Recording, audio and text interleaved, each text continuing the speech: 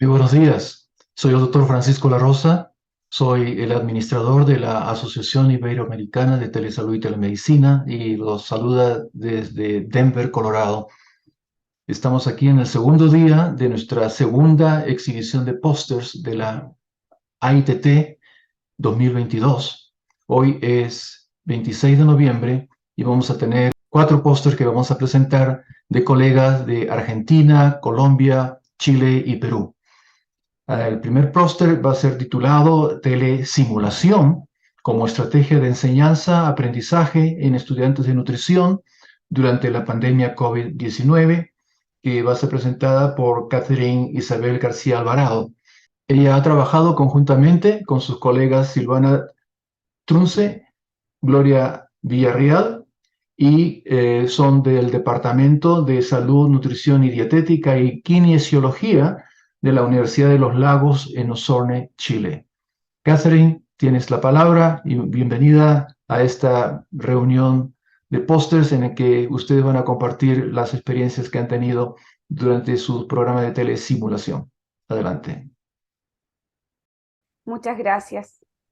Bueno, primero que todo, buenas tardes acá desde Osorno, Chile, tal como mencionaba Francisco al inicio, ¿cierto?, de la presentación del póster. Yo vengo a representar también a las académicas investigadoras Silvana Trunce Morales y Gloria Villarroel Quinchalev en esta investigación que fue realizada en la telesimulación como estrategia de enseñanza-aprendizaje en los estudiantes de nutrición. Yo soy académica de la carrera de Nutrición y Dietética del Departamento de Salud de la Universidad de los Lagos.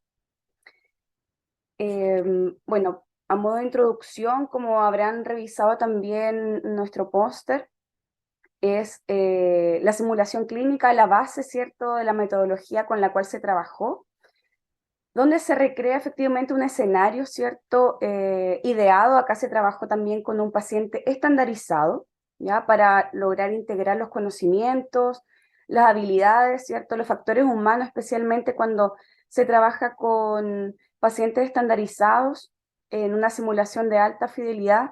Lo que se busca efectivamente es desarrollar los elementos actitudinales en los estudiantes para la obtención de competencias. Bien, debido a la pandemia COVID-19, la docencia universitaria en la carrera de nutrición y dietética no estuvo ajena, ¿cierto?, a los cambios que tuvo que adaptarse la enseñanza tradicional a una educación remota de emergencia, ¿ya? Por lo tanto, tuvimos que utilizar la herramienta de telesimulación en la asignatura específicamente de dietoterapia del adulto 2, que se dicta en el 7º semestre de la carrera.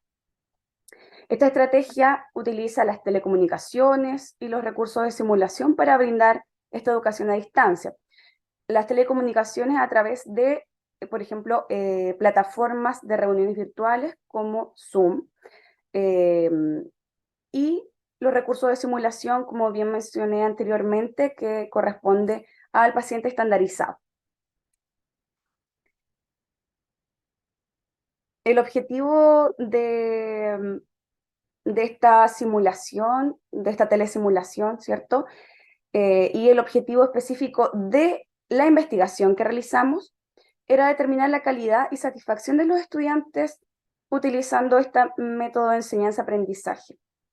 Si es que era efectiva, ¿cierto? Y finalmente se favorecía el aprendizaje significativo para el desarrollo de competencias como objetivo principal. Esta investigación fue diseñada de tipo mixto. Hubo una muestra, de 42 estudiantes que cumplieron con los criterios de inclusión. Estos criterios son los básicos de, bueno, primero que todo, estar cursando la asignatura, ¿cierto? El primer semestre, esto fue el 2021. Está realizando el resultado de aprendizaje en modalidad online, aceptar la participación, ¿cierto?, en la investigación y que contesten las encuestas completas, ¿cierto?, no medias, no incompletas. La telesimulación fue protocolizada previamente y a su término entonces se aplica a los estudiantes la encuesta de calidad y satisfacción, además de una autoevaluación. Estos datos fueron procesados, se trabajó el análisis estadístico descriptivo y las respuestas de preguntas abiertas que pertenecían a la autoevaluación y a la encuesta de calidad y satisfacción se analizaron cualitativamente, lo que veremos también en las figuras y tablas.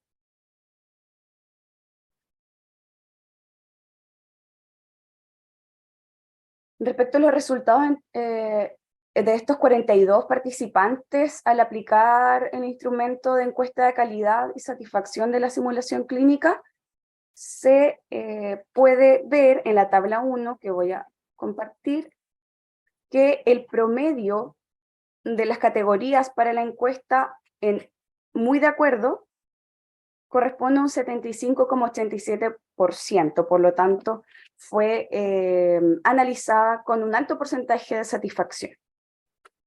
Respecto a la autoevaluación, el promedio para la categoría muy de acuerdo, que representa la satisfacción para la metodología aplicada, es de un 61,54%.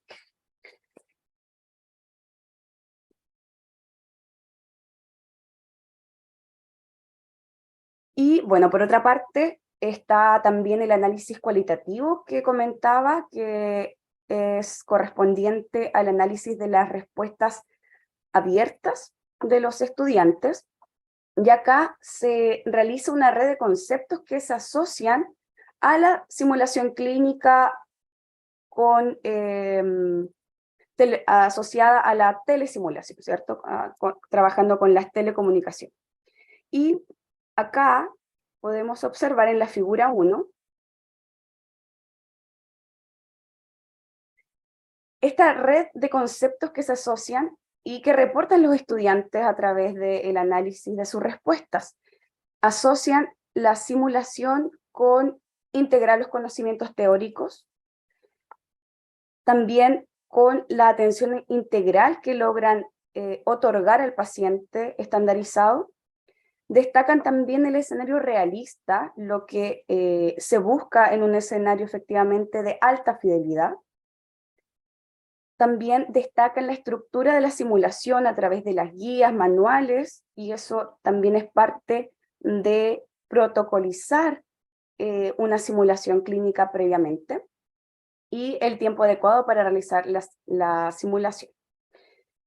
Respecto a las fortalezas, también aquí destaca el análisis de las grabaciones de la simulación, lo que tiene que ver con los resultados, ya que efectivamente el debriefing dentro de una simulación clínica y el análisis de las grabaciones favorecen la autoevaluación. Respecto también a los conceptos asociados, están las emociones, que son parte de un aprendizaje significativo. Y acá destacan el impacto, el nerviosismo al inicio, luego tranquilidad, susto y alegría. El susto y alegría pensando en la atención integral que le están otorgando al paciente estandarizado. Luego se asocia, y la competencia también es parte de las fortalezas, con desarrollar la confianza en el desarrollo de una atención nutricional, desarrollar también competencias de comunicación efectiva, la seguridad, la aplicación de conocimientos teóricos y prácticos que se logra en una atención integral. Dentro del aprendizaje está la evaluación. Eso también destacan mucho los estudiantes, que esta simulación clínica la ven como una estrategia de evaluación. Y esos son los conceptos que se logran reportar y analizar desde la respuesta de los participantes. Nosotras con mis colegas con las cuales realizamos la investigación, realizamos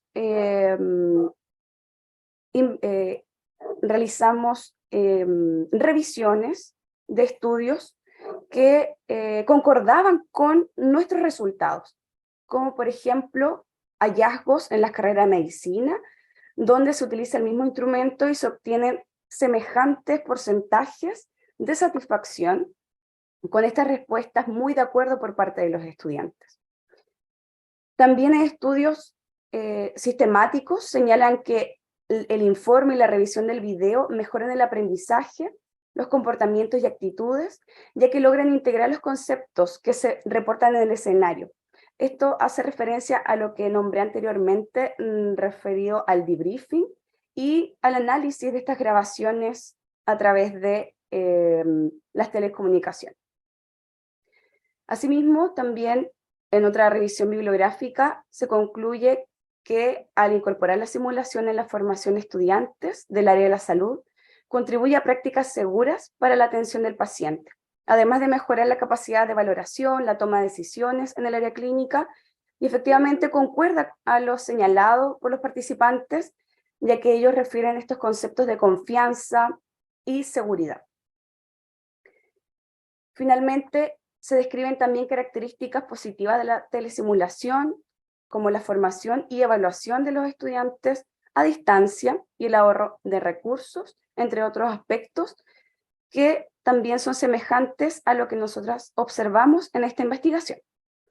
Respecto a las limitaciones del estudio, podemos corroborar que son dificultades similares a las que se presentan durante una innovación educativa, como por ejemplo la planificación, el tiempo, la capacitación docente y los recursos.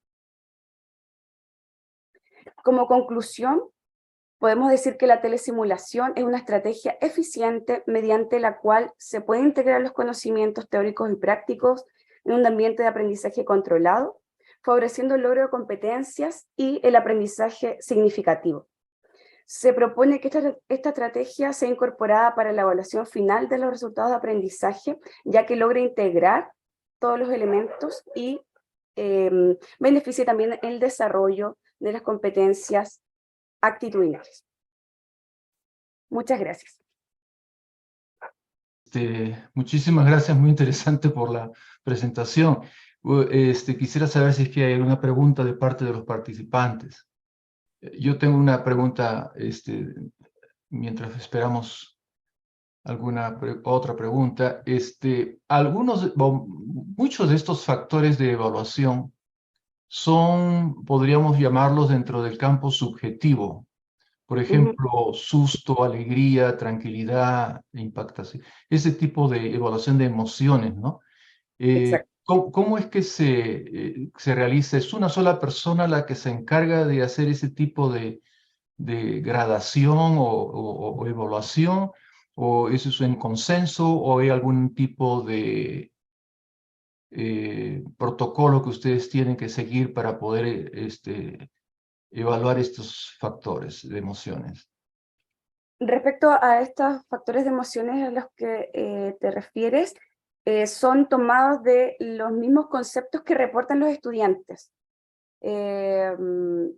Son las palabras que ellos dan en las respuestas al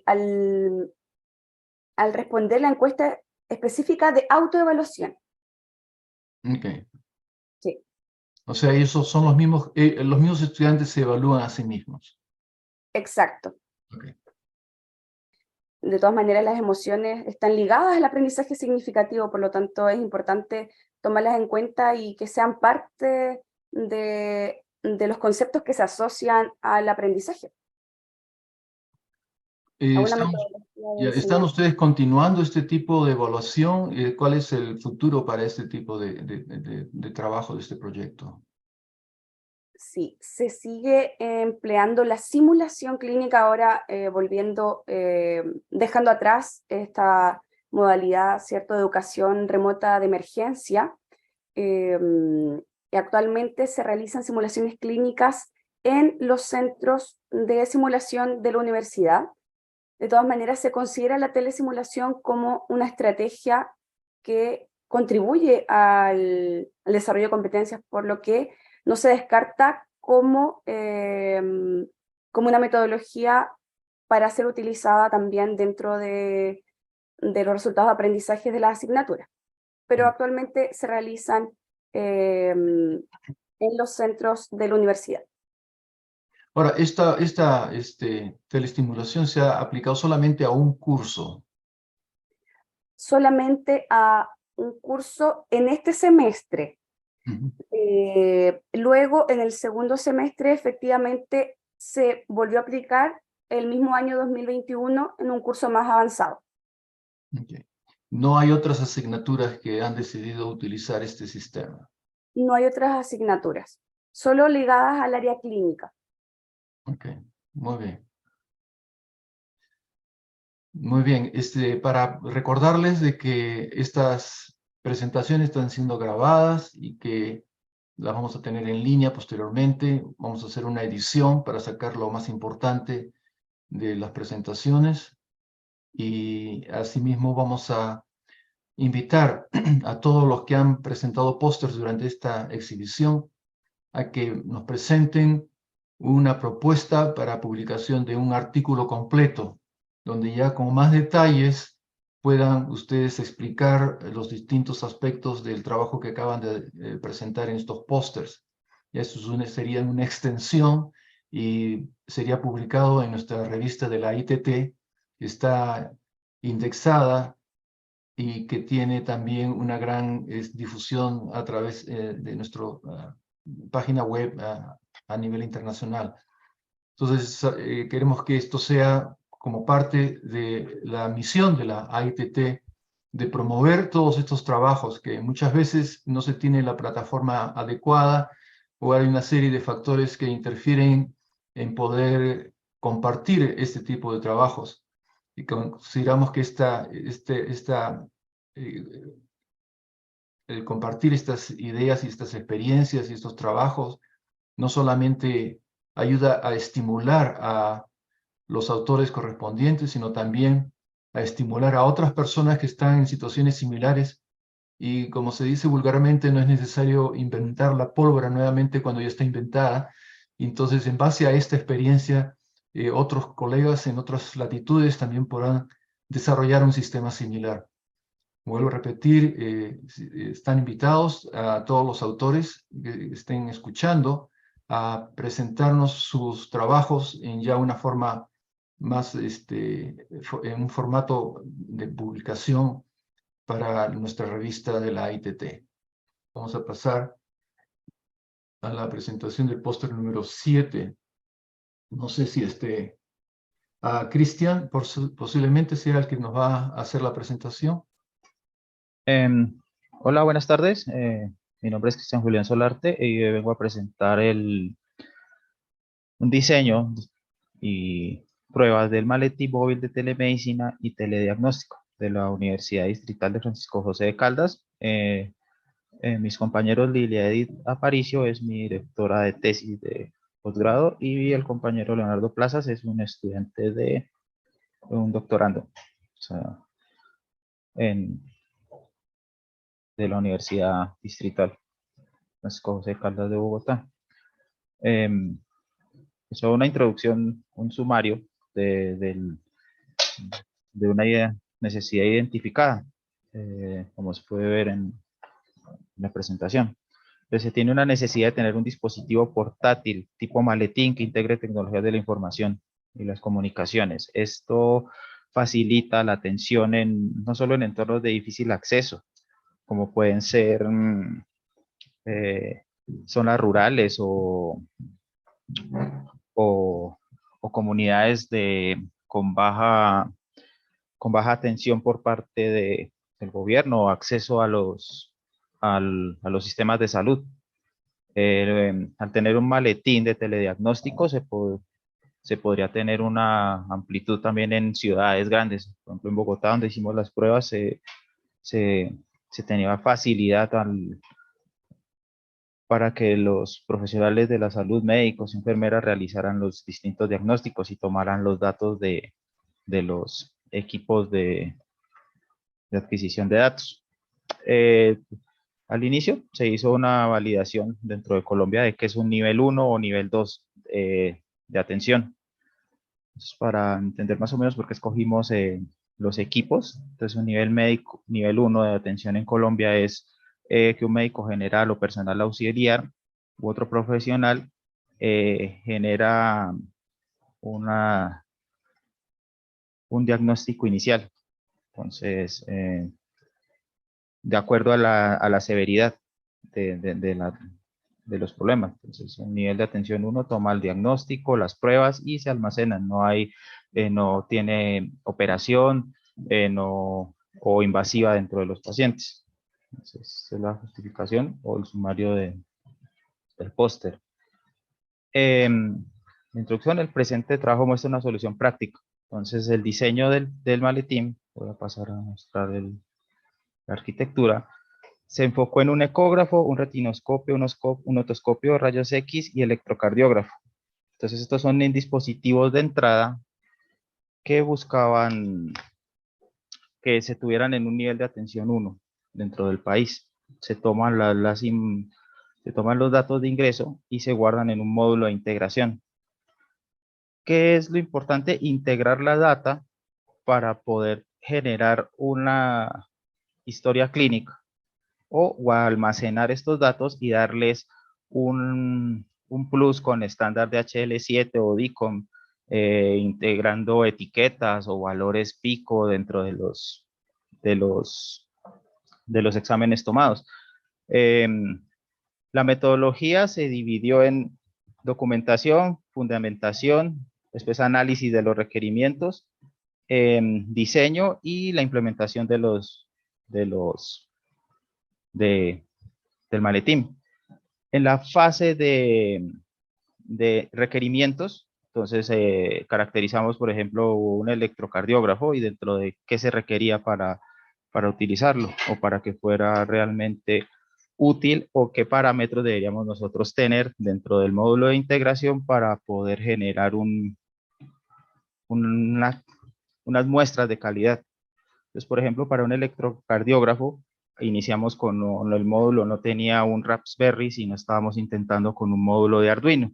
Que encontramos con un Arduino es que para que el electrocardiógrafo tenga señales o entregue un estudio fiel y que sea útil para un médico, debe tener 8 canales de 16 bits y una frecuencia de muestreo de hasta 8 kHz. Eso fue una limitación dentro de, por ejemplo, los Arduino. Entonces, se diseñó de nuevo el módulo de adquisición y se integró en una Raspberry, que es un equipo mucho más robusto que Arduino, que sería la otra opción dentro de módulos de generación de datos.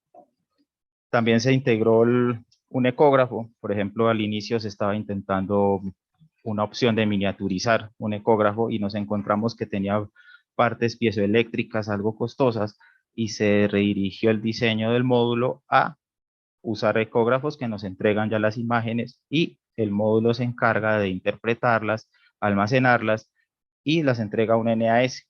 Entonces, dentro de la historia clínica se guardan, se van a un equipo software que tiene estándar HL7, está basado en Python, y se entrega al NNAS con las etiquetas bajo el estándar DICOM, que eso es lo que da mayor disponibilidad de servicios, que DICOM es imagen digital en comunicación médica. Entonces, lo que nos permite DICOM es agregar a los exámenes como tal o a los datos describe formatos de archivos específicos y los datos primordiales, por ejemplo, en las imágenes por medio de un lenguaje estándar. Ahí es donde está asociado a HL7 y a FHIR, a FHIR. Y lo que permite es que las imágenes se presenten junto a mediciones, cálculos y descripciones, información que facilita el diagnóstico. Esto no solo lo hace para el ecógrafo, sino también para los rayos X.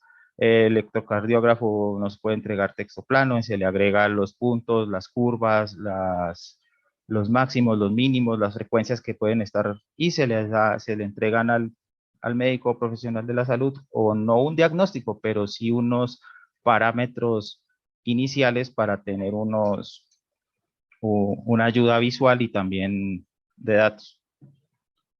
Ese es el diseño. Un servidor NAS lo que se almacena también, la información tanto que viene de los equipos como del software, y se busca una comunicación a través de Internet. Se diseñó el módulo no solo para comunicarse tipo una comunicación por cable. Entonces también en el estandarizar los requerimientos se encuentra, por ejemplo, que no pueden sobrepasarle en el envío de datos los 1200 milisegundos. Se caracterizó la resolución de las imágenes de un ecógrafo mínimas para que sean realmente útiles. Como lo decía, el tiempo de muestreo del electrocardiógrafo, los rayos X, cuántos serían los mínimos de resolución y de calidad de la imagen. Esto para asegurar que en medios con poco ancho de banda, pues pudiéramos enviar la data a un NAS central. ¿Qué se busca en un NAS central? Es como una copia del NAS remoto, pero con una historia clínica mucho más potente, y también tener un software que pueda hacer un poco más de análisis de los datos. Dentro de la discusión, lo que yo estaba nombrando hace un rato, fuera de guardar y procesar los datos, un valor añadido es la integración iniciante del estándar HL7 FHIR, integrando información de forma remota como en la central de la historia clínica. Los resultados que fueron que los equipos de adquisición son con dispositivos periféricos que entregan distintos formatos de información, se lograron integrar a la Raspberry y se logró integrar a una base de datos SQL para después ser procesados a nivel central o a nivel local en el software que se creó para cumplir con los estándares de interoperabilidad, seguridad y privacidad de FHIR. FHIR también es un estándar de recursos rápidos de interoperabilidad y atención, que que pide el estándar FHIR, por ejemplo, cuando se genera un nuevo examen o una nueva imagen o una nueva toma de datos, solicita o el estándar exige que se genere un nombre, se etiquete la imagen con el nombre, con una historia clínica y con un número consecutivo. ¿Esto qué facilita o qué busca el estándar FHIR? Hacer un entorno colaborativo a nivel mundial o grande. Dentro de las investigaciones se tiene que toda la data de los exámenes, del ecógrafo, de las imágenes, de los rayos X, gracias a FHIR y tener el estándar con números consecutivos, con tener unos valores estandarizados de análisis de las imágenes, por ejemplo, pueden llegar a bases de datos mucho más grandes y se puede llegar a tener machine learning para diagnósticos de imágenes, para tener recursos colaborativos a través de Internet. Entonces, la interoperabilidad y la integración de estos datos nos permiten poder llegar a futuro, pues eso es lo que queríamos hacer. Entonces, también como un avance es crear una base de datos que esté en FHIR, que tenga un estándar internacional, lleguen a una central y se tenga esa posibilidad de aplicarle,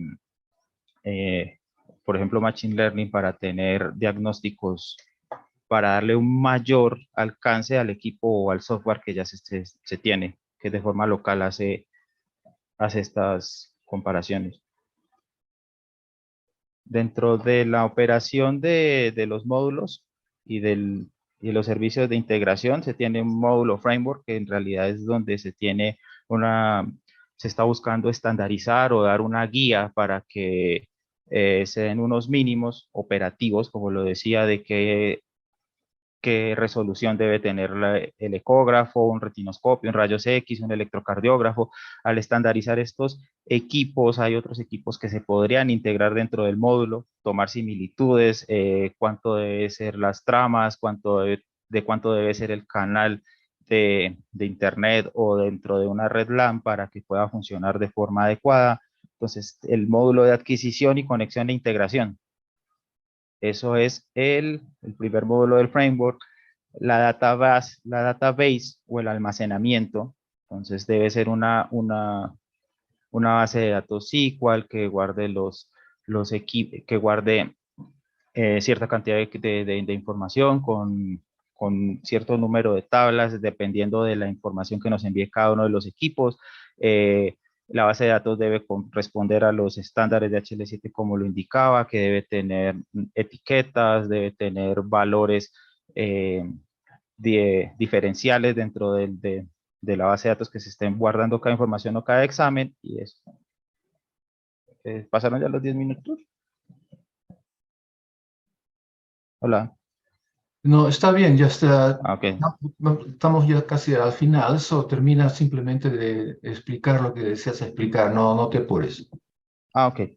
Se tiene otro módulo de control, que es la distribución y la intercomunicación. Es como lo que va detrás de generar la comunicación entre el ecógrafo, el retinoscopio y el módulo de integración. Es como se controlan los frames, a qué tasa de velocidad de transmisión, qué protocolos están usando.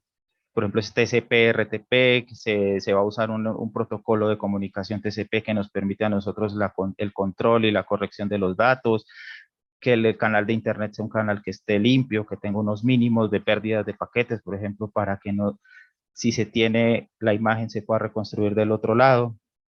Y el backend es la gestión y el procesamiento de los datos, así como el frontend es el tipo de cómo se van a presentar los datos y cómo se están presentando también en el software remoto. Sí, para finalizar tengo la conclusión que el framework es un diseño y maletín de integración que busca facilitar la adquisición y procesamiento de los datos desde distintos equipos de diagnóstico. Busca estandarizar estos datos para que se puedan guardar en una base de datos similar o igual y se puedan hacer un tratamiento en un solo software y nos permita aprendizaje colaborativo. Aspectos a mejorar: la integración de más equipos de diagnóstico. Al tener una base de datos es posible aplicar Machine Learning local y en una red para generar un back-end y front-end de aplicativos que sea capaz de generar un diagnóstico inicial según los datos almacenados. Integración de la base de datos con más base de datos con retroalimentación continua y en un entorno colaborativo. ¿Tienen alguna duda? Muchas gracias, Cristian. Muy interesante la presentación. Una de las cosas que yo les había pedido, no sé si es que tendrían una fotografía de cómo es que luce, o cómo la apariencia, siempre uno quiere ver el producto terminado. Me imagino que ustedes ya lo tienen preparado. El término maletín me imagino que es simplemente una referencia que es una cosa bastante portable, pero no sé, ¿ustedes tienen alguna... solamente tienen un solo prototipo que han diseñado o ya han producido más de uno? Queremos saber un poco más de los detalles de cómo lo han aplicado y cómo es que... Ok. Gracias. Se llama maletín, es por ejemplo por el tamaño que tiene. O sea, todavía no está integrado como tal en un diseño, ¿cómo podríamos llamarlo? Es que no es un PCB, pero no sé si me entienden el concepto de yo tengo varias partes y después yo lo integro dentro de un espacio reducido. Entonces eso todavía no está. Está la Raspberry, está la Raspberry LNAS, se conecta, está en un equipo portátil, pero como tal todavía no está integrado el maletín en un diseño como tal, pero sí se está cuidando el tamaño. ¿Qué se hizo? También por costos, íbamos a una IPS, que es una IPS, un instituto prestador de salud acá en Colombia, donde había alcance a ecógrafos, a electrocardiógrafo.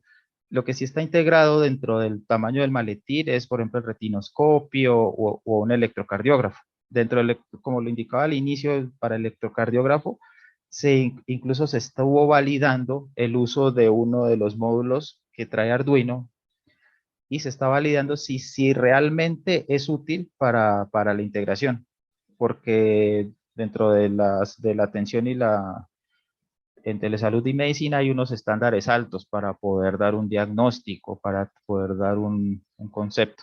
Esas pruebas también se están realizando con los médicos para poder saber si podemos integrar el electrocardiógrafo en este módulo con un módulo de Arduino, de Arduino o un módulo lo adaptamos al Raspberry. En este momento, el ecógrafo se conecta, se sacan las imágenes, se procesan dentro del módulo de integración, van al servidor y se procesan en el software. Pero como tal, no tenemos un maletín todavía. Eso aún queda también para mejora. O sea, no está todo, no está el diseño final. Ya, Si no esa era la está, pregunta. no, está muy bien la aclaración, porque eso es lo que yo pensaba, es una posibilidad. Siempre uno piensa el maletín como una especie ya de unidad que está preparada ya para poderse llevar a cualquier sitio. Por ejemplo, hay algunos sitios donde, digamos, o policlínicos de atención externa, donde la atención médica es muy limitada, no necesariamente en el número de personas, sino en las especialidades de los médicos que están en esas postas médicas. Pacientes, por ejemplo, o policlínicos o unidades de atención que en nuestros países se encuentran en áreas rurales, por ejemplo, y que no tienen acceso. Los estudiantes de medicina, al terminar de graduarse, son enviados a provincias para poder cumplir requisitos para, antes de poder recibir sus títulos o sus grados académicos, y se encuentran prácticamente a veces completamente descomunicados, ¿no? Aislados del resto del mundo médico, y bien sea no tienen la capacidad de poder hacer un diagnóstico o tratamiento adecuado, o la única solución es el derivar el paciente a un centro de mayor especialización. Si esto se pudiera implementar en este tipo de zonas rurales con un presupuesto de bajo costo, permitiría pues a personas o a profesionales con preparación médica muy básica el tener acceso a especialistas. Y una de las cosas que quería también preguntarte es, más o menos en lo que se refiere a un presupuesto. Tengo entendido de que eh, necesitamos integrar una serie de unidades, ¿no? De electrocardiógrafo, el ecocardiógrafo, etcétera, etcétera, rayos X. Son todas estas unidades que muchas veces están presentes ya en algunos de estos centros médicos. Y yo la pregunta es, por ejemplo, el aparato de radiografía se encuentra en un cuarto, el electrocardiógrafo está en otro cuarto, los rayos, ¿cómo se llama? El ultrasonido también está en un sitio diferente. Entonces, sin necesidad de tenerlos todos juntos, uno al lado del otro, es posible hacer esta integración en una forma, la tecnología te permitiría conectar todas estas unidades sin necesidad de moverlas de sus sitios Sí, originales, para ese poder fue el conectar a enfoque. esta pequeña unidad que tú has diseñado y poderla conectar eventualmente a la Internet. Sí, sí te entiendo. O sea, al inicio, como en todo proyecto, uno pone unos objetivos. Entonces, ahí en la caracterización, por ejemplo, de ecógrafo, asumimos es posible miniaturizar, se leyó literatura, existen proyectos de miniaturización de un ecógrafo, pero como lo indiqué, son muy, muy, muy caros. Entonces se cambia el enfoque. Ya no quiero yo integrar un ecógrafo acá, sino que como tú lo dices, en algunos sitios de atención remota ya está el ecógrafo. Lo que no se tiene es el profesional de la salud, el médico, el especialista, para que interprete de forma adecuada este diagnóstico o estos datos. Entonces, lo que se miniaturiza es el módulo de integración y el servidor de la base de datos, y esto es lo que hace parte de miniaturizar el maletín. Es con el apoyo también se hizo esto. No se buscó que en el maletín se hiciera el procesamiento porque ganábamos más consumo eléctrico, teníamos inconvenientes también del proceso a nivel de alcance de procesamiento de datos. Entonces se diseñó para que el módulo de integración tome los datos, incluso en un electrocardiógrafo en texto plano, lo digo yo, el voltaje que viene y las lecturas y los tiempos, pasen al servidor de base de datos, y acá se diseñó un software que se instala en un computador y se aprovecha el procesamiento de ese computador para hacer el análisis. ¿Qué nos permite esto? Lo que tú dices, movernos hacia el ecógrafo, conectarlo al módulo. Si está en otro sitio el electrocardiógrafo, vamos al electrocardiógrafo, tomamos los datos y todo esto se va almacenando en el maletín. Todos esos tipos de conexiones son factibles. Sería tener un alambrado especial para poder hacer las No, conexiones directamente las Raspberry funcionan con USBs, con puerto RJ45, con UTP. Hay módulos por Wi-Fi. O sea, en la caracterización también, como tú decías, hay equipos muy caros. Hay ecógrafos que tienen Bluetooth, tienen Wi-Fi integrado. El módulo se habilita para todo ese tipo de adquisición de datos.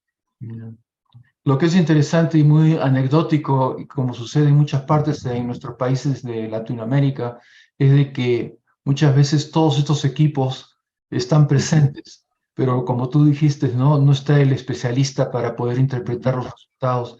Y si es que hay una persona básicamente entrenada en la parte técnica nada más de cómo utilizarlos, cómo hacer un escaneo en en una ecografía o cómo tomar una rayos X, lo único que se necesita es tener esa persona de mando medio, un tecnólogo, para que haga la captura de datos y después enviarlas a otro centro donde se pueda hacer el diagnóstico. Yo creo que eso es muy interesante y muy apropiado para nuestra realidad iberoamericana, ¿no? Y te felicito porque este es un proyecto que seguramente ha tomado bastante tiempo el desarrollar.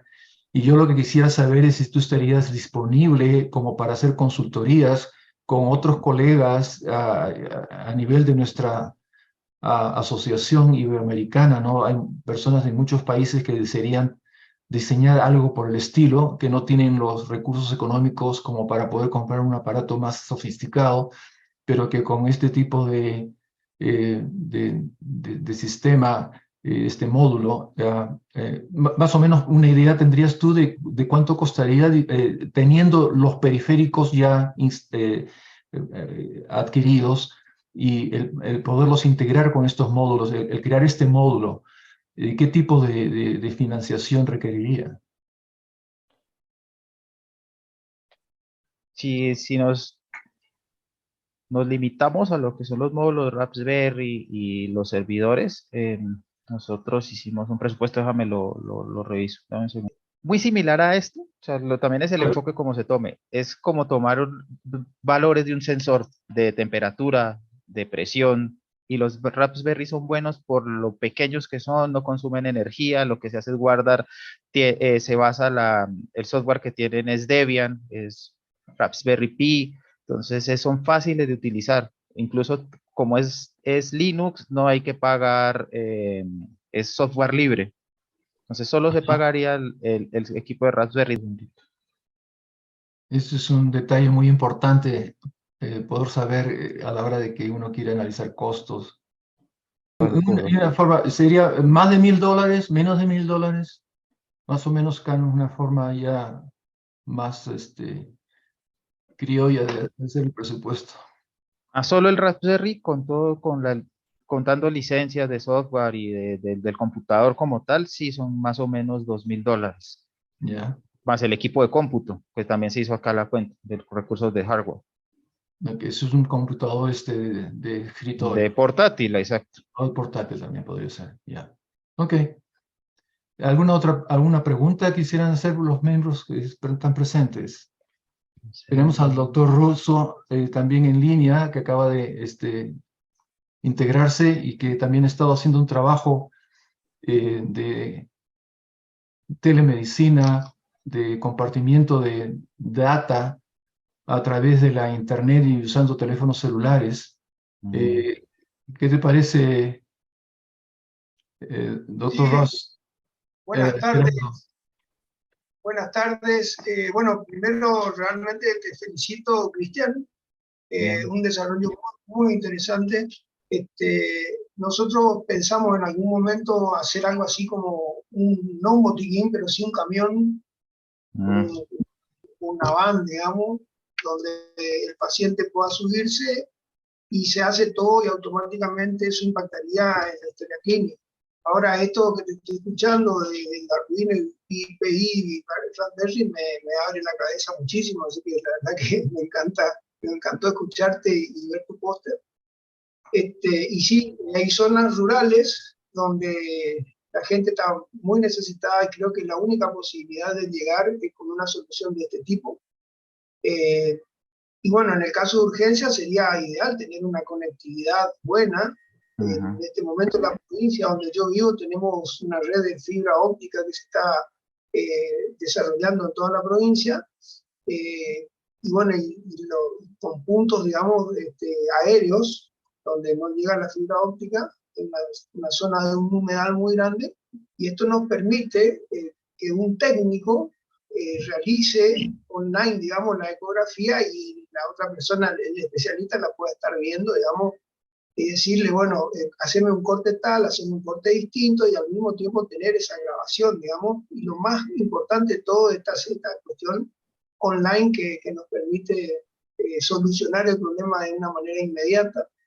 Así que, bueno, me encantó, la verdad, te felicito, me gusta mucho. Y como dijo Francisco, qué bueno, estábamos en contacto por ahí, si necesitamos algún asesoramiento para poder ver cómo podemos seguir con esto, no sé. Muy bueno. Gracias. No sé si, por ejemplo, de experiencias que uno, o dentro de lo que he ido investigando, no sé si saben de en Perú están las PIAs, que son las embarcaciones del Ejército Nacional que hacen telemedicina. Muchos tienen un ecógrafo a bordo de los barcos y salen por comunicación satelital. Y lo que está diciendo el doctor Gerardo es eso, o sea, están en línea, envían toda la información a la base central, creo que el hospital es el de Semena, y allá hay otro experto que les dice en el ecógrafo qué está pasando y qué no. Eso fue parte de lo que uno investiga y se inspira en decir, sí se pueden hacer ese tipo de soluciones. Pero como tú dices, como el camión es un barco entero, entonces sí se requiere bastante dinero. No, definitivamente, claro, la idea no es nueva. El detalle es de que para muchos sitios, dada la realidad de nuestros pueblos, es imposible el tener equipos costosos. Claro que en el caso del Perú, que tiene la Marina, estos barcos, también hemos estado enterados de ello, ellos tienen gran cantidad de equipo bastante sofisticado que pueden hacerlo. Hay una serie de unidades móviles que inclusive se están comercializando, que son sumamente costosas, pero lo valioso aquí es de que tú estás poniendo al alcance de estas comunidades un sistema que es bastante fácil de instalar. Simplemente necesitamos un cerebro como el tuyo que pueda ponerlo en marcha, porque a la hora de conseguir un presupuesto de muchos miles de dólares, 10.000, 20.000, 30.000 dólares, es imposible prácticamente, pero si podemos hacerlo con 1 o 2.000 dólares, yo creo que las posibilidades son mucho mejores y estamos utilizando un sistema que definitivamente va a tener una gran repercusión en la salud de nuestros pacientes. Al final, todo esto que estamos haciendo es para pues, poder mejorar la situación de salud de nuestras poblaciones, especialmente las más remotas. Porque si estamos hablando de este sistema móvil para un hospital central en el medio de una ciudad en Caracas o de Lima o en Santiago, etcétera, prácticamente es interesante, pero no tiene mayor implicación. Ellos están dispuestos a pagar gran cantidad de dinero para tener estos tipos de sistemas. Pero cuando estamos hablando de Chumbivilcas o zonas muy alejadas que están completamente aisladas y que afortunadamente tienen acceso a la Internet, pero no tienen cómo transmitir toda esta información, este Militín móvil sería la solución. Muchas gracias,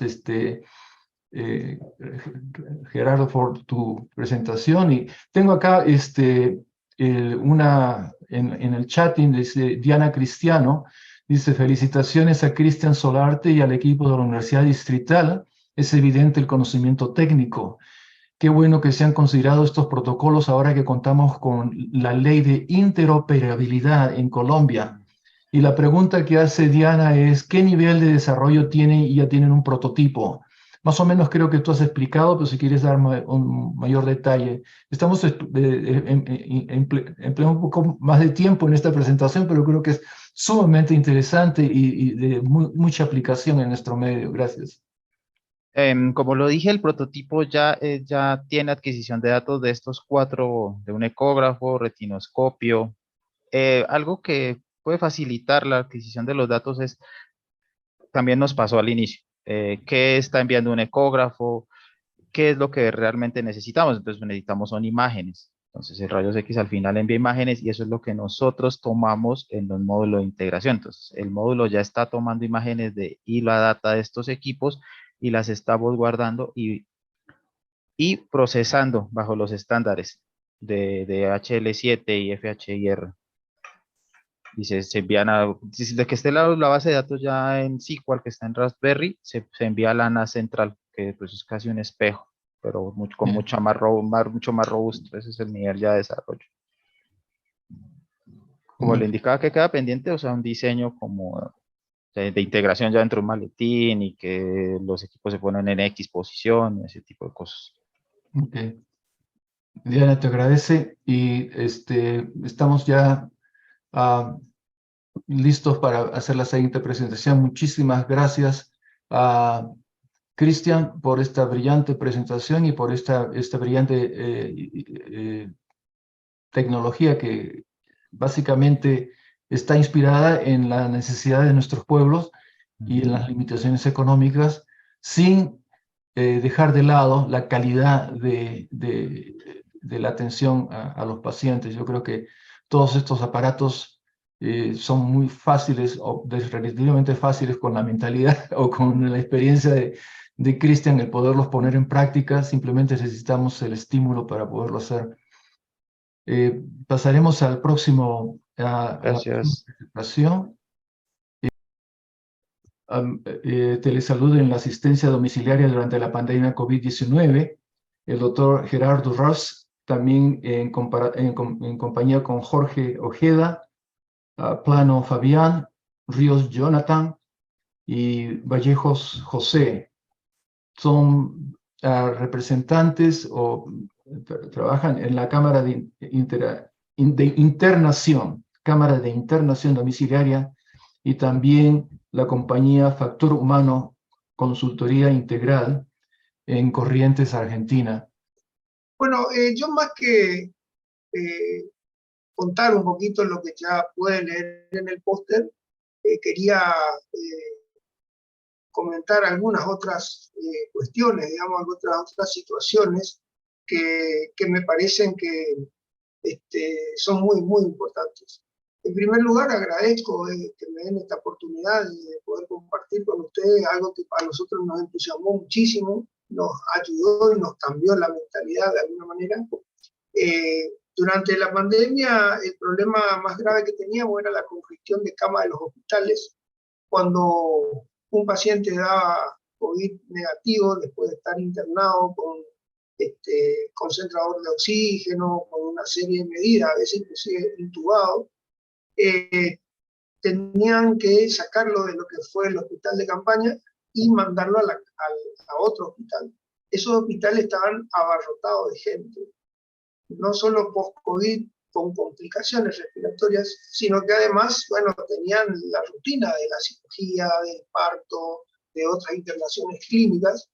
Entonces aparece la internación domiciliaria como la metodología como para poder descongestionar esto y poder seguir en el domicilio del paciente brindándole la atención adecuada, digamos, de acuerdo a la patología que tenía. Bueno, esto en principio demandó una importante selección, dado que no se podía montar por los costos una terapia intensiva prácticamente en el domicilio del paciente. Entonces se trabajó mucho sobre la selección de los pacientes. Ahí nos encontramos con esta situación. Mi empresa, Factor Humano, básicamente se dedica a la salud ocupacional, donde tenemos todos los sistemas realizados bajo telemedicina, en gran porcentaje. y empezamos a aplicar, a partir de una consulta que nos hacen, empezamos a aplicar este procedimiento que nosotros teníamos en salud ocupacional, empezamos a aplicar a la práctica de la clínica y de la internación principalmente. Es ahí como el problema con el que se encontraba la salud en ese momento era cómo registrar el estado de estos pacientes con un personal de salud diezmado, cansadísimo, escaso si se quiere, cómo poder controlar esto y poder realizar el seguimiento, teniendo también en cuenta que a los médicos, digamos, por lo menos en mi país, lo que más les cuesta es escribir y tienen una letra pésima. Entonces, esto como que comprometía la calidad de la atención cuando el paciente se iría al domicilio. Entonces, a partir de ahí empezamos a realizar estos sistemas. Bueno, el sistema consiste en una aplicación, ahí pueden ver el esquema acá del celular, se lo muestro. En una aplicación que se baja al celular, donde le dan el menú. Bueno, acá son 3 menús, 3 pantallas de menú, acá yo les estoy mostrando una, donde le dice ingresar nuevos pacientes, realizar evolución, efectuar una teleconsulta, realizar la historia clínica, después ver, o sea, siempre lo dividimos en acciones y en misiones, digamos, ver evoluciones, laboratorio, diagnóstico por imagen. De esta manera, el enfermero, el médico, el kinesiólogo, el que vaya al domicilio del paciente, lo que hace es cargar el formulario que ya tiene las preguntas prearmadas, digamos así, y una vez que llega al final puede tomar una fotografía, puede efectuar una filmación y luego le da enviar. De todos los formularios que hemos probado, los que mejores resultados nos dieron fueron los formularios de Google, los mismos formularios que se están utilizando para encuestas, que están a la mano de todos.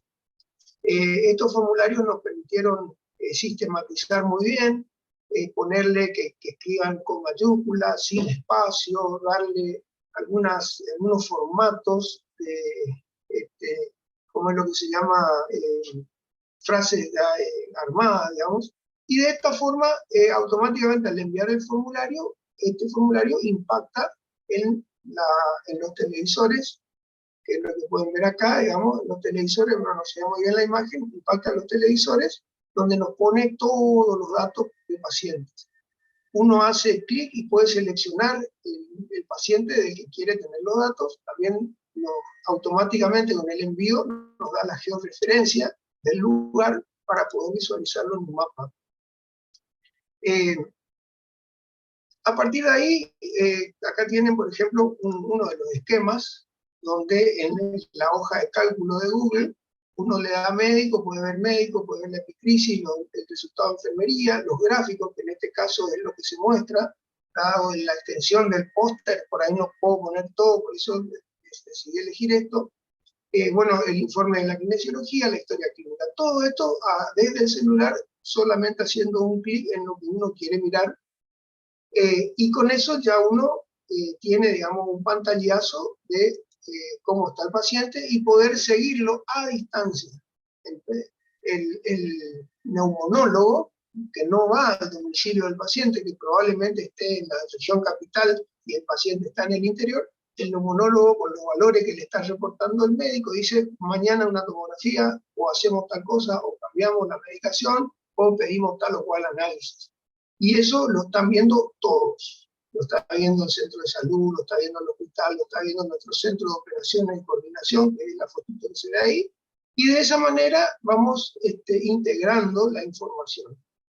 Bueno, como cuento ahí en el póster, nosotros desarrollamos absolutamente todo esto en Google Workspace, que es lo que antes se llamaba Google Sites, Google Space, perdón. Lo desarrollamos todo en Google Workspace y eso nos permite contar con todas las herramientas de Google. Una de ellas, por ejemplo, los formularios, se le puede dar clic en el micrófono y en lugar de estar escribiendo, se hace la grabación. Muchos médicos prefieren utilizar la grabación a estar escribiendo. Cuando se le habla claro y pausado, prácticamente no se detectan errores, así que se escribe, se pasa la información y esto va convirtiendo automáticamente en texto, que es lo que aparece después en los televisores. Bueno, hay otro grupo que prefirió utilizar el dedo, digamos, bueno, pero la posibilidad está abierta y lo bueno es que una idea que estaba ahí en el aire, por decirlo así, se plasmó en realidad con este trabajo que nosotros hicimos. Bueno, ¿dónde aplicamos esto? En internación domiciliaria, en cuidados paliativos, seguimientos pooperatorios y atención continua de pacientes crónicos no terminales. Esa abuelita, ese viejito que está con una úlcera, que está con una escara, que a veces empieza a tener fiebre y bueno, y tienen que llevarle en una ambulancia a un centro de salud para que le vean porque el médico no puede ir al domicilio. Bueno, este caso es el ideal para nosotros. Es más, lo hemos solucionado. Va el enfermero, generalmente utilizan ciclomotores, motitos, o a veces va en una ambulancia o en un vehículo, le hace toda la realización, saca la foto, manda el video, va mostrando día a día cómo la úlcera se va achicando, la respuesta a los medicamentos, y todo eso nosotros vemos en nuestro centro operativo simplemente haciendo clic en la selección del paciente, que lo seleccionamos por número de documento o por el nombre o el apellido simplemente, y ya si hay una necesidad mayor, si hay que hacer una interconsulta, se le llama al traumatólogo, supongamos, o al cirujano, y se le dice, che, mira esta úlcera de este paciente, mira esta característica, y esta es la evolución. El médico mira desde su celular o desde su televisor y dice, sí, che, hay que hacer una escarectomía urgente, entonces el equipo operativo ya se encarga de sacarle el turno en un quirófano próximo, más próximo a su domicilio, para llevarlo, hacerle el tratamiento y después vuelve a su domicilio. Bueno, esa fue la experiencia que realmente nos dio muchísima satisfacción. Y lo más importante, que para mí, por lo menos, que después de saber que esto funcionó, que fue un éxito, lo más importante para mí fue la aplicación de la inteligencia artificial. La inteligencia artificial que nosotros aplicamos es mínima, consiste en todo lo que se alerta. Una presión de 150 ya pone automáticamente la cifra en rojo y ya larga una alarma y dispara un mail al médico de guardia, que tiene que ir, digamos, al domicilio o a la sala de primer auxilio más próxima al domicilio del paciente, donde sale la alerta automáticamente por la cifra que se registró el enfermero y a veces el familiar que sabe tomar la presión, que fue entrenado, y con esta simple carga, por decirlo así, automáticamente también impacta una alerta. Después pudimos hacer alertas de gravedad, por ejemplo, con la saturación de oxígeno, dado que los saturómetros, todas las familias, la mayoría de la gente, inclusive el gobierno, llegó a entregar saturómetros y le poníamos, se le enseñaron familiares, cuando el saturómetro indicaba menos de una saturación de 94 o 95, automáticamente ya disparaba la alerta al centro de operaciones para ejercer algún tipo de acción. Nosotros le llamamos to do a eso, como hacer ya, hacer ahora, digamos, a estas alertas. Bueno, y ahí es donde viene la parte más interesante, digamos, de esto. Pues podemos tener una telemedicina, como decíamos hoy, que nos permita hacer una ecografía con un técnico en un lugar y que el especialista la esté observando a 1000 kilómetros de distancia. Todas estas posibilidades que nos da la telemedicina son fantásticas, nos solucionan los problemas, como decía Francisco, principalmente en nuestros países, pero a mí lo que más me conmovió, por decirlo, lo que más me estimuló a seguir trabajando en esto es la aplicación de la inteligencia artificial. Porque sí, me subieron el dato, digamos, de una saturación baja o de un problema de salud, pero hoy es sábado, voy a mirar mañana el esquema, voy a mirar mañana a ver cómo anduvo este paciente, ¿no? Lo que nos hace la inteligencia artificial justamente es eso, entender, porque se le dio la orden al programa de que si te da tal o cual valor, automáticamente dispara un mail, haga sonar el WhatsApp, ponga un pito, una alerta, lo que sea. Entonces, de esa manera tenemos la posibilidad de accionar rápidamente y, por supuesto, asegurar una buena atención al paciente, que es lo que por ahí estamos buscando. Si el especialista necesita mirar la historia clínica, obviamente, en vez de che, mándenme la historia clínica, lo que hace es automáticamente ingresar por el número de documento o por apellido al sistema y qué quiere ver. Como le decía acá, quiero ver la epicrisis, hace clic en epicrisis y le trae el resultado. Quiero ver la evolución médica, la opinión del otro médico, quiero ver la historia clínica y así, de esta manera va haciendo clic en lo que necesita mirar. Y bueno, básicamente esto es lo que hemos logrado. Por eso pongo en las conclusiones que en la actualidad no se puede imaginar una atención domiciliaria sin las herramientas que aportan las TICs, las tecnologías de la informatización y la comunicación.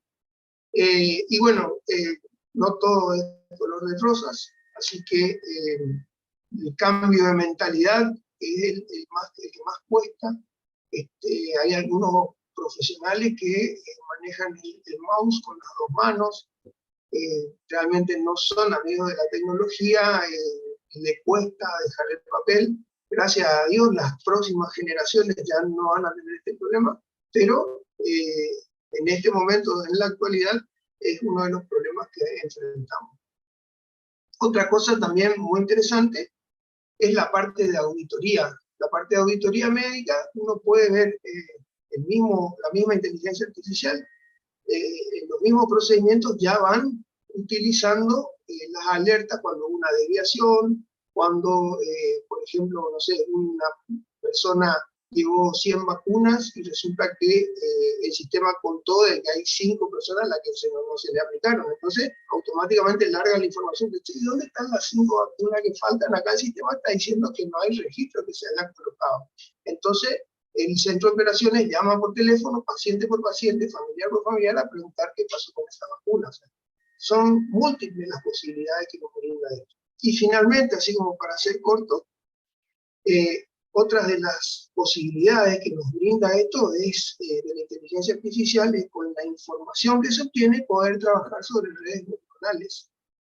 Las redes neuronales son las que nos van a ir dando tendencias o pautas como para decir, este paciente tiene las de ganar, o este paciente tiene las de perder, o de última, hacer un análisis de cuál sería el mejor tratamiento o el mejor procedimiento para este o aquel caso, de acuerdo a la información que se ha juntado de todo el universo de datos que ingresaron a la Big Data, digamos, de salud pública. Así que, bueno, eso es más o menos lo que quería transmitirle. Muchas gracias por escucharme. Y si hay alguna pregunta. Estupendo, estupendo, Gerardo. Permíteme hacer un compartimiento de pantalla de una de las figuras que tú enviaste y que tuvimos la oportunidad de optimizar. En caso de que quisieras hacer el resumen, yo creo que me parece que fue una muy buena imagen que lamentablemente no había sido en el póster. Bueno, esta imagen que gracias a Francisco que la recuperó, yo tuve que viajar y saqué así fotitos. Bueno, en este caso, por ejemplo, lo que mostramos es el esquema de funcionamiento de la internación. Lo hicimos el primer paso es cuando el hospital, sanatorio, centro de salud, nos llama a nosotros, a la Cámara de Internación Domiciliaria, y nos dicen que tenemos un paciente. Bueno, el segundo paso va a un médico y evalúa la situación del paciente. O sea, ahí esta parte de selección del paciente, es lo que te decía hoy, es fundamental. ¿Por qué? Porque montar una terapia intensiva en la casa es muy difícil. Entonces utilizamos el criterio de salud, o sea, cómo está el paciente, cuáles son sus necesidades, pero también utilizamos un criterio de distancia, dado que si es un lugar que no se puede entrar cuando llueve, entonces va a ser muy difícil que la ambulancia pueda ir a buscarlo si ocurre una urgencia. Entonces, esos serían nuestros criterios para aceptar o no una internación domiciliaria. Una vez que el médico evalúa la situación, se va al paso 3, donde estudia las condiciones que hay del paciente, y luego ya el paciente en su casa empieza a ser visitado por el médico, el enfermero, el kinesiólogo, etcétera, que haya estado en el plan asistencial, y todo lo que ellos hacen lo suben por el celular directamente al sistema, impacta en nuestra base de datos, digamos, en nuestro servidor, donde se hace el seguimiento, ya sea permanente a través de los televisores, y las urgencias que nos manda esto que decía la inteligencia artificial, nos manda el tubo.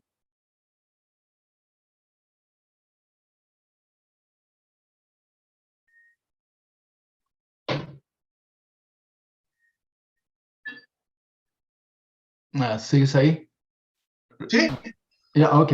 Bueno, entonces, muchísimas gracias nuevamente, Gerardo, por tan brillante exposición, porque este es un trabajo bastante encomiable y que ha demandado una tremenda logística para poderlo desarrollar. Creo que la forma como lo has presentado está muy clara y revela, pues, ¿no? El trabajo que han realizado, especialmente durante este tiempo de crisis, que fue el famoso la pandemia de COVID-19 y que afortunadamente ahora con ese estímulo ya ustedes tienen una plataforma que pueden utilizar en cualquier otra situación, especialmente para los pacientes crónicos, que son los que necesitan más seguimiento, ¿no? Y muchas veces las complicaciones que se presentan es por falta de atención y tenemos pacientes, por ejemplo, con diabetes, que es relativamente fácil compensarlos siempre y cuando sigan las instrucciones necesarias y un control de la glucosa, de la orina, de la dieta, el peso, etcétera, etcétera. Pero si esos pacientes pierden su seguimiento, fácilmente se descompensan y hay que admitirlos al hospital y cuesta pues miles de pesos el poderlos recompensar nuevamente y regresarlos a sus casas. Y creo que con lo que se gasta en un solo paciente, en un internamiento, se puede desarrollar un sistema muy interesante para poder evitar que la gran cantidad de estos pacientes regresen al hospital, ¿no?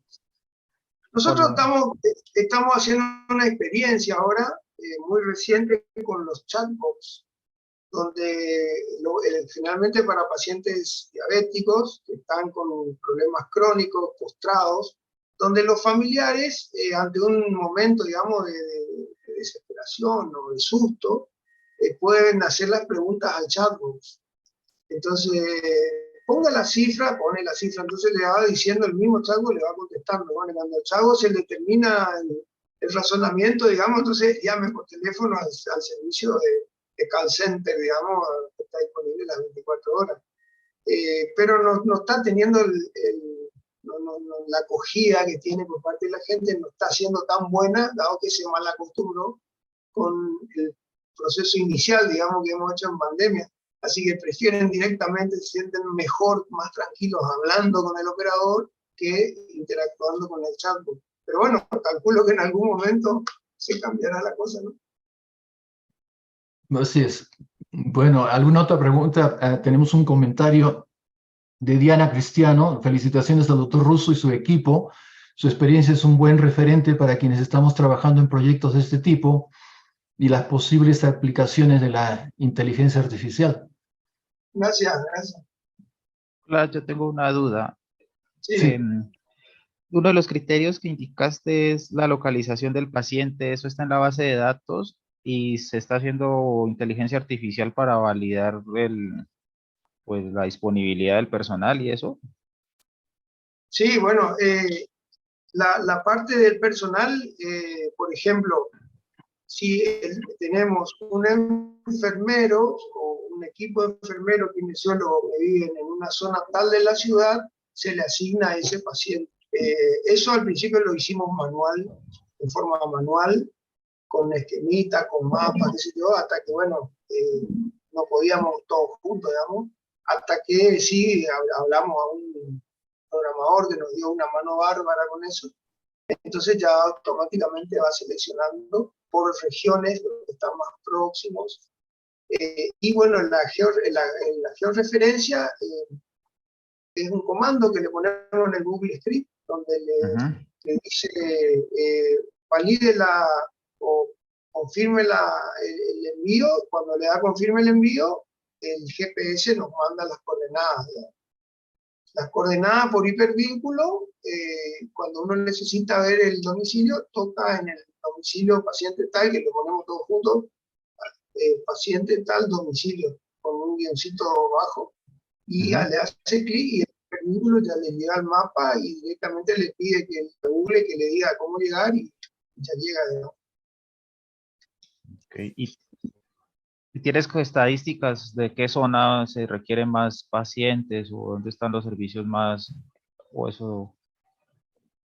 No, nosotros ahora no estamos tanto en la generación de estadísticas, sino en tratar de seguir probando el sistema y de captar la mayor cantidad de pacientes. Nosotros ahora lo que yo presenté de capital, la zona capital, digamos, estamos ya avanzando sobre las localidades más próximas al interior y queremos llegar a toda la provincia.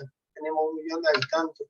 Así que calculo que después el tema de las estadísticas sería hacer un cruce de datos con SQL, con algún sistema, ¿no? Pero no es lo que nos preocupa, te quiero decir ahora, no porque no, sino porque estamos abocados a otra cosa. Sí, gracias. Simplemente quisiera compartir en referencia a el trabajo que estás realizando, Gerardo, en Factor Humano. La página web está en su póster y no sé, quisieras hablar un poquito más acerca del trabajo que estás haciendo ahí como director de Factor Humano, Gerardo. Bueno, Factor Humano es una empresa que nace ya en el año 2006. Yo fui médico forense del Poder Judicial muchos años, 22 años estuve en el Poder Judicial y me llamaba siempre la atención los problemas laborales, la cantidad de juicios laborales que había. Como también había hecho la especialidad de medicina del trabajo muy joven, decidí dejar tribunales y dedicarme a la empresa de salud ocupacional. Bueno, en salud ocupacional, ¿qué es lo que hicimos? Empezamos a ver de que, no sé si pasará en sus países, pero acá, por ejemplo, una empresa cuida más cambiar el aceite del filtro de la camioneta que al que maneja. O sea, si fue diabético, si tiene un desprendimiento de retina, acá a nadie le importa. Entonces, por eso le pusimos el factor humano de nombre a la empresa, dado que justamente si una empresa quiere ser competitiva, salir adelante, lo que necesita es cuidar más al que maneja que a la camioneta. No sé si más o menos esa fue la idea, así contándole de forma anecdótica, ¿no es cierto?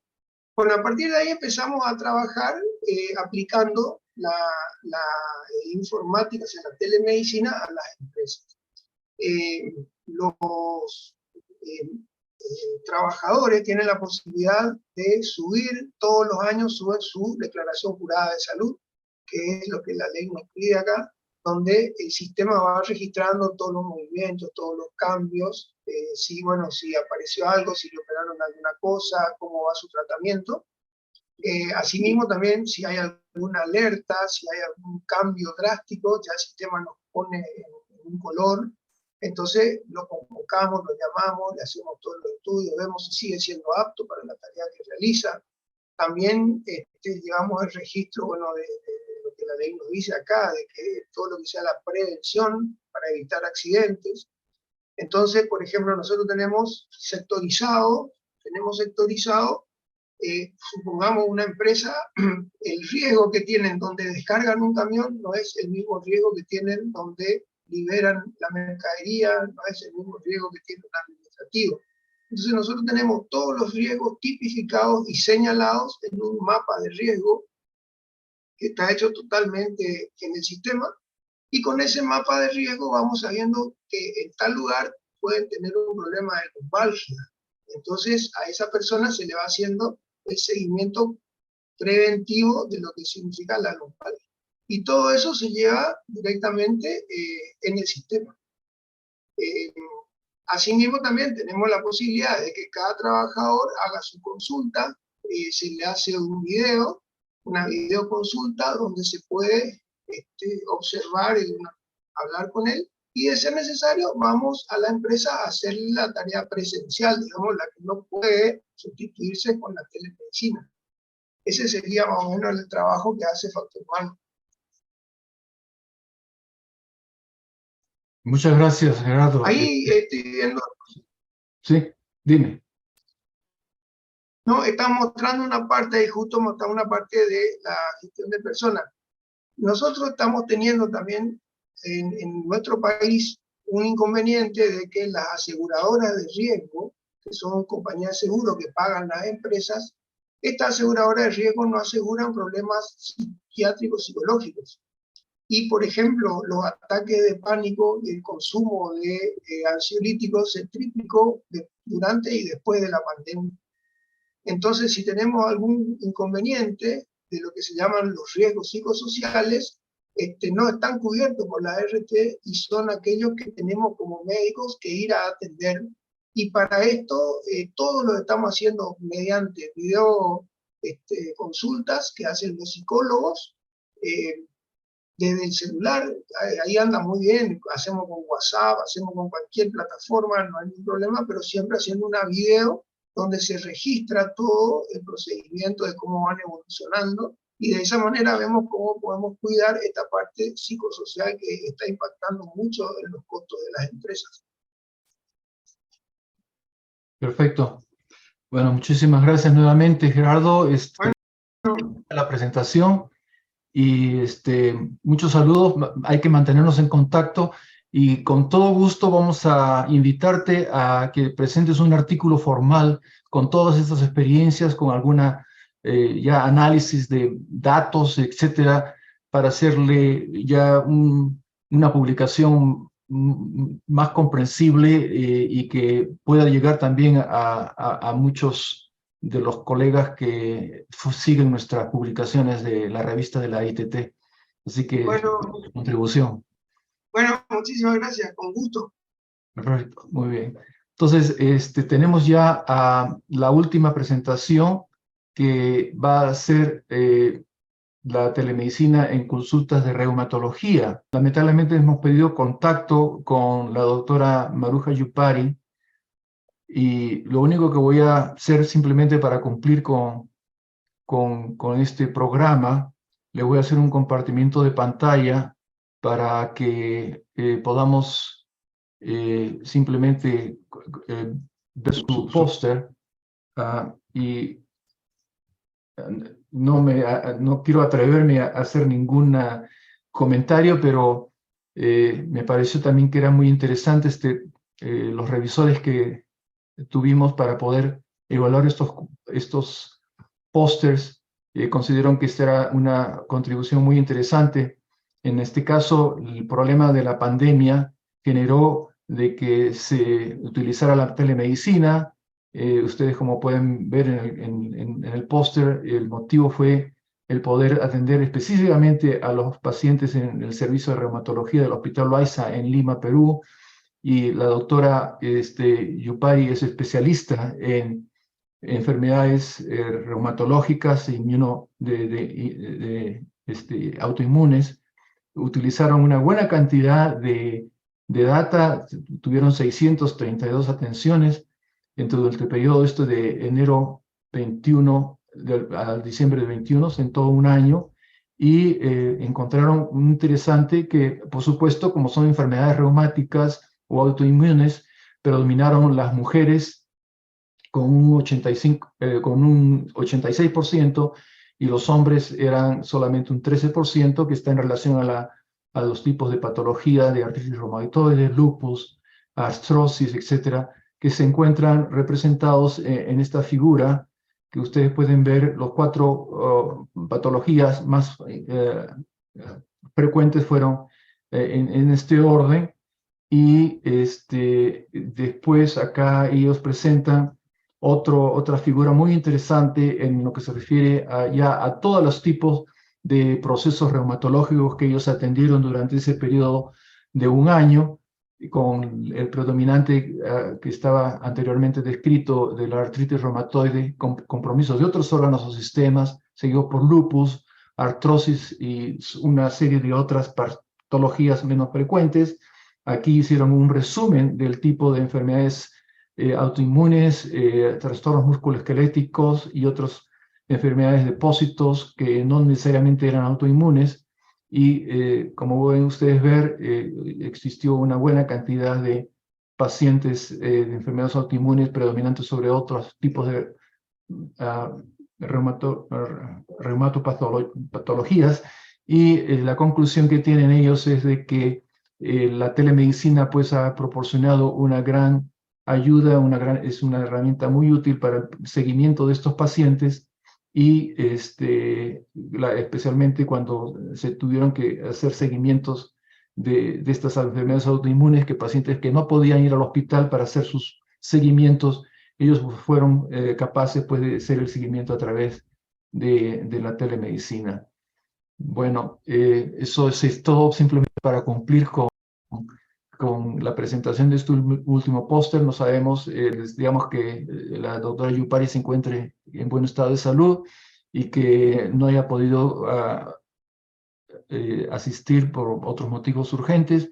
Y bueno, por ahora creo que si ustedes tienen algún comentario, alguna contribución, quisiera invitarlos a hacer comentarios en general.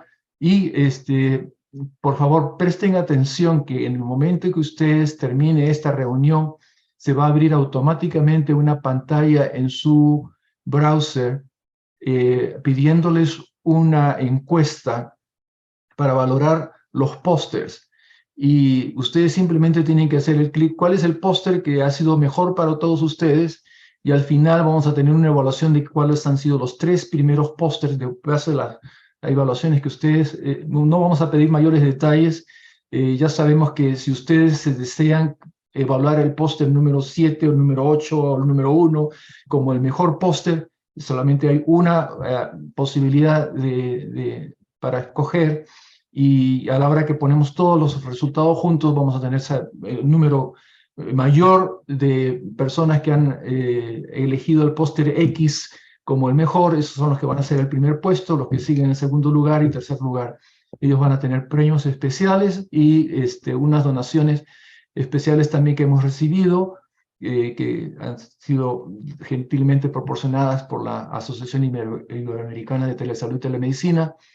Y el primer puesto va a ser de $300, el segundo puesto de 200 y el tercer puesto de $100, con los respectivos diplomas de cada puesto. Y creo que ese dinero en alguna forma puede contribuir con un granito de arena para el trabajo que están realizando todos ustedes en beneficio de la salud y la medicina, utilizando esta herramienta mágica que podríamos llamar, que es la telesalud y la telemedicina. En esta forma, nuestra asociación, la ITT, cumple con esta misión de promover los conocimientos y las relaciones de las personas que están dentro del campo de la salud y la medicina para que puedan utilizar en forma más efectiva esta herramienta de telesalud y telemedicina. Muchas gracias y hasta la próxima. Vamos a tratar estos pósters. Yo creo que son sumamente valiosos para el compartir conocimientos, y vamos a tratar de que sea por lo menos unas 2 veces al año. Y también es un estímulo no solamente para los que están escribiendo estos pósters, sino también para las personas que atienden a estas presentaciones, y posteriormente una posibilidad para que puedan publicarlos, que es el gol final de estas publicaciones, de que en un primer paso hacemos estas presentaciones de póster, que es una especie del primer peldaño a una publicación posterior ya mucho más elaborada, que va a ser mucho más permanente también. Entonces, muchas gracias nuevamente, y desde Denver, Colorado, los saluda Francisco La Rosa, y hasta tanto. Gracias.